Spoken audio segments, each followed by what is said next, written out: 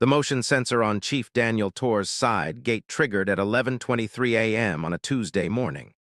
He watched from his home office window as Margaret Whitmore, the HOA president, used a crowbar to pry open the locked gate he'd installed just 3 weeks ago. 58 years old, 23 years on the force, and the newly appointed chief of police for Riverside Heights. Margaret had sent him 4 certified letters demanding he remove the unauthorized structure that blocked her view of his backyard koi pond. She'd threatened fines, threatened liens, even threatened to take him to HOA court. But what Margaret didn't know, what she was about to discover in the most humiliating way possible, was that the exhausted homeowner she'd been harassing for 6 months wasn't just another resident she could bully. He was the man who controlled every law enforcement officer in a 20-mile radius. But today, everything was about to change. Before we dive into how Chief Torres turned the tables on the most entitled HOA president in city history, if you love stories where justice is served and people in power finally meet their match, hit that like button and subscribe. Now, let's see exactly how this unfolded. This is a story in 3 parts. The violation that pushed a decorated officer too far, the confrontation where power shifted completely, and the resolution where an entire HOA board learned that titles don't mean what they think they mean. For 6 months, Daniel Torres endured something he never thought he'd face after 2 decades of protecting his community: harassment in his own home. Margaret Whitmore wielded her HOA presidency like a weapon, targeting him specifically, escalating from petty complaints to outright property destruction. Every attempt to resolve things peacefully met with mockery and threats. The toll it took on a man who'd spent his career de-escalating conflicts was profound. But the day Margaret crossed from harassment into criminal trespass and property damage, something shifted in Daniel. The chief who'd always played by the rules decided it was time to show someone exactly what those rules looked like when enforced properly. The confrontation happened on camera, in broad daylight, with witnesses who would never forget what they saw. Margaret Whitmore, crowbar in hand, standing in a destroyed gate, facing a man whose badge suddenly carried weight she'd never imagined. The power dynamic that had favored her for half a year evaporated in seconds. What followed was a masterclass in calm, controlled authority, and the revelation that the person she'd been tormenting had capabilities far beyond what any HOA president could comprehend. The resolution brought consequences Margaret never saw coming, exposed corruption that ran deeper than one entitled president, and ultimately restructured an entire HOA board. Justice arrived not with vengeance, but with the steady, inevitable weight of the law applied equally. Here's exactly how it happened. Daniel Torres had moved into 847 Maple Creek Drive 8 months ago, right after his promotion to chief of police. At 58, after surviving a career that included 3 officer-involved incidents, a hostage negotiation that made national news, and the kind of bureaucratic warfare that aged men faster than street work, Daniel wanted peace. His late wife Alina had always dreamed of a house with a garden. Cancer took her before they could afford it. So when the chief position opened up in Riverside Heights, Daniel sold their cramped apartment in the city and bought this place. 2 acres, a koi pond Alina would have loved, and enough distance from neighbors that he could finally breathe. He was a quiet man, methodical, the kind of officer who read every regulation twice and believed the system worked if you worked the system properly. Margaret Whitmore introduced herself the second day he moved in. She was 63, with the kind of tight-lipped smile that promised future conflict. She handed him a binder, 47 pages of HOA regulations, tabs color-coded, violations highlighted. She mentioned she'd been president for 12 years. She mentioned this with the tone of someone who expected reverence. Daniel thanked her politely and went back to unpacking. That was his first mistake. Margaret interpreted politeness as weakness. First complaint arrived 3 weeks later. His koi pond, visible from the street, violated Section 14.3. Decorative water features require board approval. Daniel checked the regulations. Section 14.3 applied to front yards only. His pond was in the back. He emailed Margaret with the clarification, attached photos showing the pond's location, and thought that was the end of it. It wasn't. 2 weeks later, another letter. His fence height exceeded the maximum by 4 inches. Daniel measured. It didn't. He provided measurements, included photographs with a tape measure visible. Margaret responded that his measurements were inaccurate and she'd be conducting her own inspection. She showed up unannounced, entered his backyard without permission, and left a notice citing him for obstructing HOA inspection processes. That was when Daniel realized Margaret wasn't enforcing rules. She was targeting him specifically.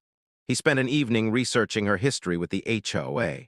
17 complaints filed in the past year, all against new residents, all selectively enforcing obscure regulations. 3 families had moved out rather than fight. Margaret had a pattern, and Daniel had just become her newest project. The harassment escalated methodically over the next 4 months. She cited him for lawn maintenance. His grass was 1 inch too long during a week he'd worked 72 hours straight on a homicide case. She cited him for parking his personal vehicle in his own driveway because it was a commercial-style truck, even though it was a standard Ford F-150. She sent letters demanding he repaint his house trim because the beige was not within approved color palette, despite matching 6 other houses on the block. Each complaint required written responses. Each response was rejected, and fines began accumulating. Daniel tried the official route. He attended an HOA board meeting, requested to address the board, and calmly explained that he was being targeted with selective enforcement. Margaret interrupted him 4 times. The board, composed of her friends and neighbors she'd appointed over 12 years, voted to uphold all fines. Total amount: $2,300 for violations Daniel had photographic evidence he hadn't committed. He left that meeting understanding exactly what kind of power structure he was dealing with. The breaking point came on a Monday morning in late September. Daniel had installed a 6-foot privacy gate on his side yard specifically to stop Margaret's inspections. The gate was within code, professionally installed and locked. It blocked the sightline from Margaret's property to his koi pond, the pond she'd been photographing obsessively for months, claiming it attracted mosquitoes. Margaret had sent him a certified letter the previous week demanding the gate's removal within 72 hours. Daniel ignored it. The gate stayed. So Margaret took matters into her own hands.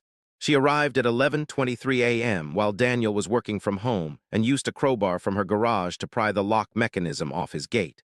The motion sensor Daniel had installed, the same type he'd recommended for residential security during community safety meetings, captured everything in high definition.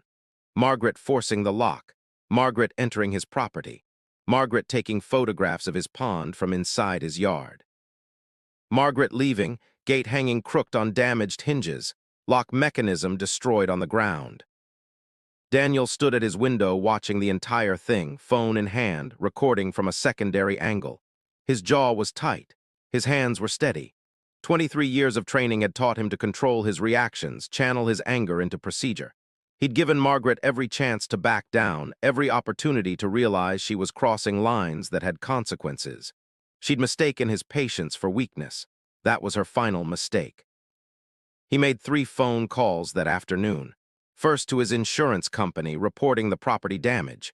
Second to his attorney, providing video evidence of criminal trespass and vandalism. Third to his deputy chief, letting him know he'd be handling a personal legal matter and wanted everything documented properly to avoid any appearance of impropriety. Then Daniel sat down at his desk and did what he did best. He built a case. If Margaret wanted to play games with rules and regulations, he'd show her what real enforcement looked like. And on Friday afternoon, exactly 72 hours later, everything was finally ready. Margaret returned at 2:15 p.m. on Friday, same crowbar, same entitled stride across his front lawn. Daniel's security system tracked her from the street. This time she wasn't alone.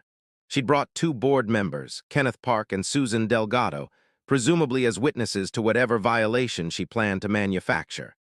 Daniel watched them approach his damaged gate, watched Margaret gesture toward it as if explaining something, watched her raise the crowbar again. That's when he stepped outside. He didn't rush. He walked at the measured pace of a man who controlled the situation completely, plain clothes, no badge visible, just a homeowner in jeans and a polo shirt addressing trespassers on his property. Margaret saw him and didn't even have the decency to look embarrassed. She smiled. That same tight-lipped smile from 8 months ago. Mr. Torres, she said, I'm documenting ongoing violations of. Margaret Whitmore, Daniel interrupted, his voice carrying the kind of quiet authority that made people stop talking involuntarily. 63 years old, residing at 892 Maple Creek Drive. You're currently trespassing on private property, and that crowbar in your hand was used to commit vandalism against my gate on Monday, September 18th at 11:23 a.m. You want to put it down, or should I add threatening behavior to the report? Margaret's smile faltered.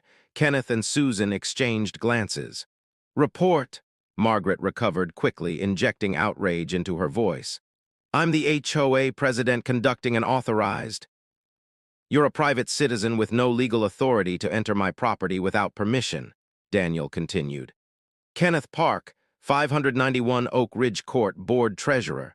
Susan Delgado, 734 Maple Creek Drive, Board Secretary. You're both accessories to trespassing. I suggest you pay attention to what happens next. Who do you think you are? Margaret's face flushed red. You can't threaten board members. I'm Chief Daniel Torres, Riverside Heights Police Department. Daniel pulled his badge from his pocket, let it catch the afternoon sunlight. And I'm not threatening anyone. I'm informing you of the charges I'm filing. The silence that followed was profound. Kenneth went pale. Susan took 2 steps backward. Margaret's mouth opened, closed, opened again. You're what? The Chief of Police, Daniel repeated. The position I was appointed to 8 months ago, right before I moved in here. The same 8 months you've been harassing me with fraudulent HOA violations, selective enforcement, and now criminal property damage. I've documented everything, Margaret. Every letter, every bogus fine, every instance of you abusing your position to target a resident you thought couldn't fight back. Margaret's hands were shaking. The crowbar slipped, clanged against the concrete. This is about HOA regulations, not. This is about you committing crimes.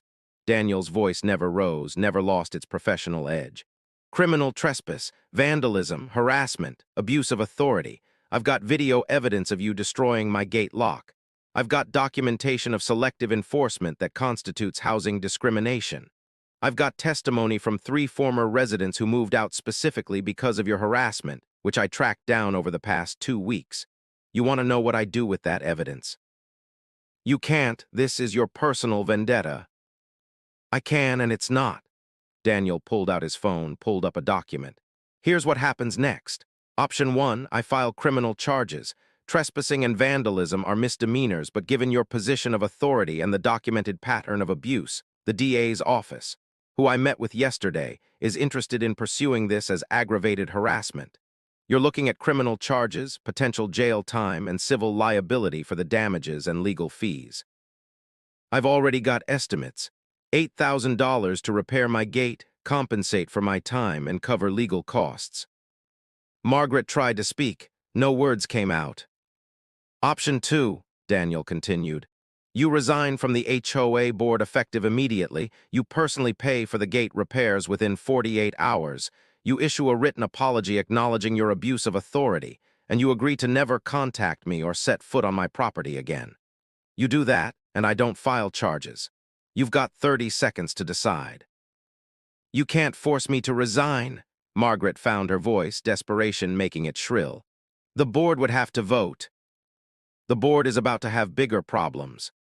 Daniel shifted his attention to Kenneth and Susan, both of whom looked like they wanted to disappear into the pavement. See, when I started investigating Margaret's harassment, I found some interesting financial records. Kenneth, you want to explain the $18,000 in HOA funds that got reclassified as landscaping expenses, but never showed up in any landscaping work, or should I have the fraud division look into it? Kenneth made a sound like a dying animal. Susan, those citations you signed off on without inspection, that's falsifying official documents. Might not be criminal court, but civil liability is going to be expensive when the families you helped harass start filing lawsuits. We were just following Margaret's lead, Susan whispered. Then I suggest you stop following it right now. Daniel looked at his watch. 20 seconds, Margaret. Margaret's face had gone from red to gray. Her fingers twitched toward the crowbar, thought better of it. You're using your position to. I'm using the law the way it's supposed to be used, equally, fairly, against people who break it, regardless of what title they hide behind. Daniel's expression hardened. 10 seconds. After that, I make a phone call, and officers arrive to take your statement about why you're holding a crowbar on someone else's property with a damaged gate at your feet. Your choice. I'll resign, Margaret's voice cracked. I'll pay for the gate. 48 hours, Daniel said. Professional contractor, full repairs, invoice to me. Written apology admitting abuse of authority. Resignation letter to the HOA board. Miss any deadline and option 1 becomes the only option. We clear. Margaret nodded, looking like she might cry or vomit or both. Kenneth, Susan, I'll be reviewing all HOA financial records and decision-making processes for the past 3 years. If you've been involved in anything questionable, now's your chance to come clean and cooperate, or wait for the subpoenas, your call. Daniel stepped back toward his house. Get off my property, all of you, now. They left, Margaret stumbling, Kenneth supporting her, Susan walking fast like she couldn't escape quickly enough. Daniel watched them until they were out of sight, then smiled for the first time in 6 months. The security camera had captured everything. The badge reveal, Margaret's admission, the ultimatum. He saved the footage to 3 separate cloud drives. Then he called his attorney to let him know phase 1 was complete. Margaret's resignation letter arrived via email at 9:47 a.m. Saturday morning, 37 hours after the confrontation. It was brief, professional, and conspicuously avoided admitting any wrongdoing. Daniel called her immediately. The written apology acknowledging abuse of authority, that was non-negotiable. 2 hours later, a revised letter appeared, this one specifically acknowledging selective enforcement, harassment, and abuse of her position as HOA president. Daniel forwarded it to every resident on the HOA email list. By Sunday evening, his inbox had 43 responses. 31 were thank you messages from residents who dealt with Margaret's harassment. 12 were from board members demanding an explanation. Daniel responded to each one personally, attaching relevant evidence, offering to discuss HOA reform at the next meeting. The contractor arrived Monday at 7:00 a.m. sharp. Margaret had hired Davis and Sons Construction, a reputable company Daniel recognized from community projects. The owner, James Davis, introduced himself and got straight to work. Newgate hardware, reinforced locking mechanism, repairs to the damaged frame. James worked efficiently, professionally, and finished by 2:00 p.m. He handed Daniel an invoice, $4,200, paid in full by Margaret Whitmore via check that morning. She seemed stressed, James observed diplomatically. She's learning about consequences, Daniel replied. But Margaret's resignation was just the beginning. On Tuesday, 3 former residents who'd moved out due to HOA harassment contacted Daniel. They'd seen Margaret's resignation letter, saw the acknowledgement of abuse, and wanted to know if there was legal recourse. Daniel connected them with his attorney. By Wednesday, 2 of them had filed civil complaints seeking compensation for moving costs and property damage. Margaret's homeowner's insurance wouldn't cover abuse of authority claims. She was on her own. The HOA emergency board meeting happened Thursday evening, 7 days after the confrontation. Daniel attended, sitting in the back row, saying nothing. Kenneth Park stood at the podium looking like he hadn't slept in a week. Given recent events and the revelation of irregularities in board operations, I'm announcing my resignation as treasurer, effective immediately. I'll be cooperating fully with any financial audits and repaying any questioned expenses. Susan Delgado followed. I'm also resigning. I should have questioned some of the decisions I supported. I didn't, that's on me. The remaining board members, 7 people who'd mostly stayed silent during Margaret's reign, looked at each other with expressions that ranged from relief to panic. One of them, Patricia Chen, a retired accountant Daniel had spoken with earlier in the week, stood up. I'm calling for a complete restructuring of the board, term limits, and an independent review of all HOA decisions from the past 3 years, and I'm nominating myself for president. The motion passed unanimously. Patricia was elected. Her first act was inviting Daniel to the podium. Chief Torres has agreed to advise the board on proper governance procedures, conflict resolution, and ensuring we never abuse our authority like this again. Chief. Daniel stood, walked to the front, and addressed a room that was suddenly paying very close attention. I moved here for peace after my wife passed. Margaret Whitmore turned that into 6 months of harassment because she thought I was just another homeowner who couldn't fight back. She was wrong. But here's what I learned. She got away with it for years because good people stayed silent, because board members went along with it, because nobody wanted the conflict. He let that sink in. HOAs serve a purpose. They maintain property values, organize communities, handle collective resources. But when they become tools for personal vendettas, when board members forget their neighbors first and authority figures second, they become the thing they're supposed to prevent.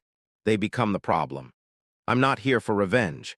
Margaret paid for my damages, she resigned, and that's done. I'm here because 12 years of abuse shouldn't be replaced with 12 more years under someone new. This board needs transparency, accountability, and the understanding that authority is a responsibility, not a weapon. The applause started slowly, built to something genuine. Patricia Chen shook his hand. We've got a lot of work to do. Thank you for not just walking away. I'm a cop, Daniel said. Walking away from problems isn't really my style. 2 months later, Daniel sat by his koi pond on a Sunday morning, coffee in hand, watching the fish Alina had never got to see glide through water that reflected a clear October sky. The new gate stood solid and secure, better than the original. No more HOA letters, no more harassment. Patricia Chen had implemented term limits, mandatory financial audits, and a grievance process that required multiple board members to approve any violation citations. Margaret Whitmore had been seen exactly twice, both times leaving her house quickly, avoiding eye contact with neighbors. Rumor said she was selling, moving somewhere her reputation hadn't followed her yet. Kenneth Park had repaid the $18,000 plus interest after the forensic audit revealed even more questionable expenses. He'd avoided criminal charges by cooperating fully and providing evidence of Margaret's manipulation of board finances. Susan Delgado had moved out entirely, relocating to her daughter's place in another state. The HOA had undergone the kind of transformation that only happened when corruption got dragged into sunlight and people decided they were done accepting it. Daniel's deputy chief, Marcus, stopped by that afternoon, bringing beer and congratulations on the HOA situation becoming a case study in the department's community relations training. You could have just filed charges day one, Marcus observed. Made an example of her. I wanted reform, not revenge, Daniel replied. Charges would have made me the cop who threw his weight around over a neighborhood dispute. This way, the community fixed itself. Margaret faced real consequences, the board restructured, and people learned they can push back against bullies without needing a badge to do it. Still, Marcus grinned, must have felt good watching her realize who she'd been harassing.